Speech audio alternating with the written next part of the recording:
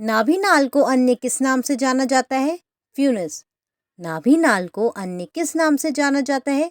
फ्यूनस। नाभिनाल की सामान्य लंबाई कितनी होती है? 50 सेंटीमीटर। नाभिनाल की सामान्य लंबाई कितनी होती है? 50 सेंटीमीटर।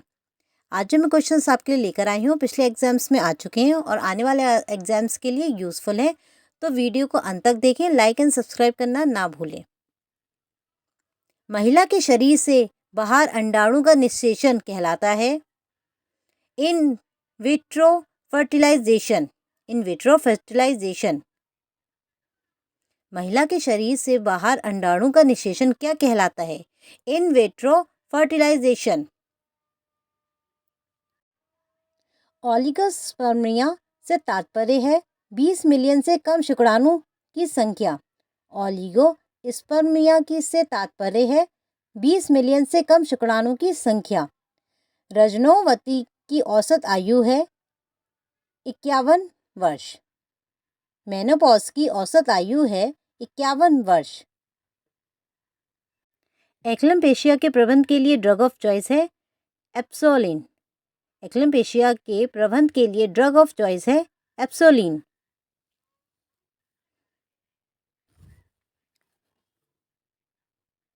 निम्नलिखित में से कौन सा आसन प्रसव का एक चिन्ह व लक्षण है? लाइटिंग। निम्नलिखित में से कौन सा आसन प्रसव का एक चिन्ह व लक्षण है? लाइटिंग।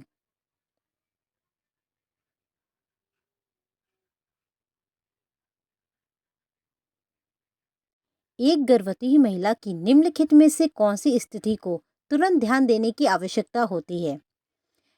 एपिग्रास्टिक पेन। एक गर्भवती महिला की निम्नलिखित में से कौन सी स्थिति को तुरंत ध्यान देने की आवश्यकता होती है? एपिग्रास्टिक पेन। फीटल सर्कुलेशन का वह भाग जो कि जन्म के पश्चात फोसा ओविलस बन जाता है। फीटल सर्कुलेशन का वह भाग जो कि जन्म के पश्चात फोसा ओविलिस बन जाता है। फोरामेन ओविली। सूतिका अवस्था के दौरान गर्भाशय से होने वाले स्राव के लिए प्रयुक्त शब्द है लोकिया। सूतिका अवस्था के दौरान गर्भाशय से होने वाले स्राव के लिए प्रयुक्त शब्द है लोकिया। गर्भावस्था की पूर्णता एट्रम पर प्लेसेंटा का लगभग वजन होता है 1/6 बेबीज वेट।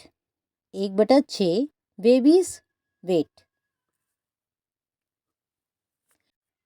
प्रसव के दौरान वॉल्वल आउटलेट को बढ़ाने के लिए पेरिनियल ऊतक से होकर लगाया गया चीरा कहलाता है एपिस्योटोमी।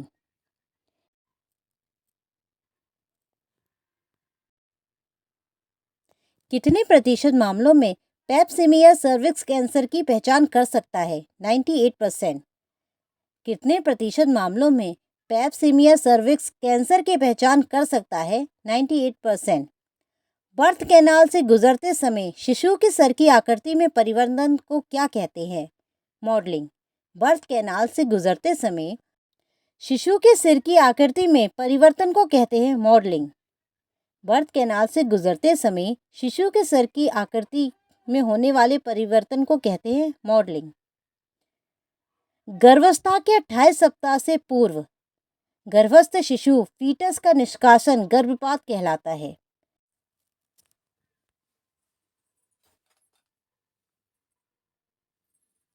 नाभिनाल को अन्य किस नाम से भी जाना जाता है? फ्यूनिस। नाभिनाल की लंबाई सामान्यतः कितनी होती है? 50 सेंटीमीटर। नाभिनाल को अन्य किस नाम से भी जाना जाता है? फ्यूनिस। नाभिनाल की समानता लंबाई कितनी होती है? 50 सेंटीमीटर।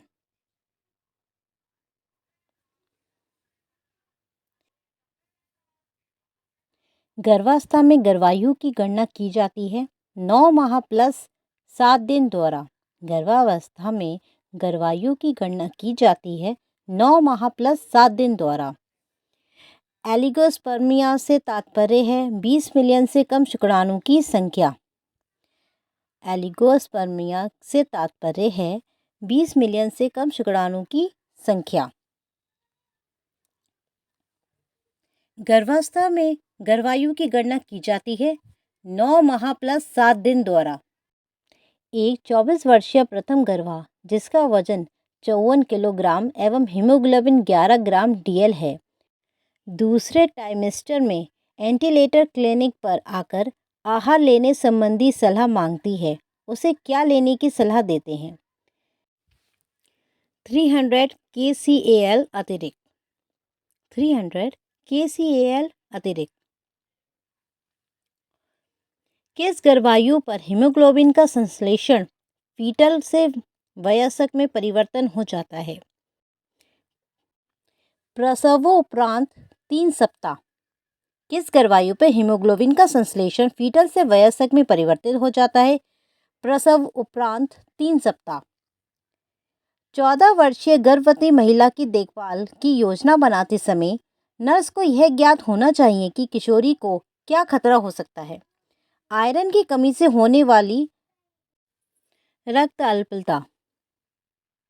14 वर्षीय गर्भवती महिला की देखभाल की योजना बनाते समय नर्स को यह ज्ञात होना चाहिए कि किशोरी को आयरन की कमी से होने वाली रक्त अल्पता का खतरा है। कौन सा प्रसव का एक प्राथमिक चिन्ह है? गर्भाशय संकुचन। कौन सा प्रसव का एक प्राथमिक चिन्ह है? गर्भाशय संकुचन। प्रसव का एक प्राथमिक चिन्ह कौन सा है? गर्भाशय संकुचन।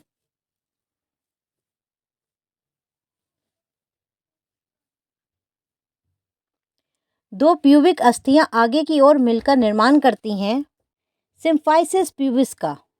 दो प्यूबिक अस्थियां आगे की ओर मिलकर निर्माण करती हैं सिम्फाइसिस प्यूबिस।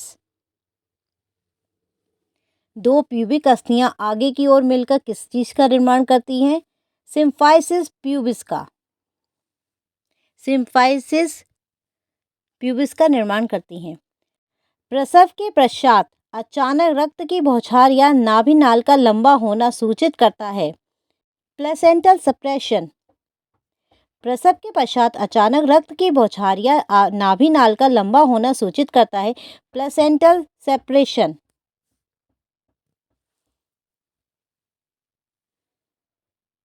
निषेचन किस क्षेत्र में होता है? फैलोपियन ट्यूब के एम्पुला में। निषेचन किस क्षेत्र में होता है? फैलोपियन ट्यूब के एम्पुला में। निम्नलिखित में से कौन सी पेल्विस हृदयाकार होती है? एंड्रॉइड। निम्नलिखित में से कौन सी पेल्विस हृदयाकार होती है? एंड्रॉइड। निषेचन किस क्षेत्र में होता है?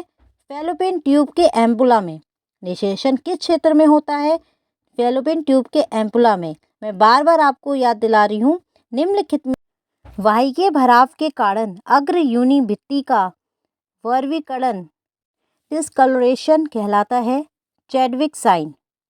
वाहिकीय भराव के कारण अग्र योनि भित्ति का डिस्कलोरेशन कहलाता है चैडविक साइन। महिला की एलएमपी 7 दिसंबर है, उसकी एनडीडी होगी 14 सितंबर। महिला की एलएमपी 7 दिसंबर है, उसकी एनडीडी होगी 14 सितंबर।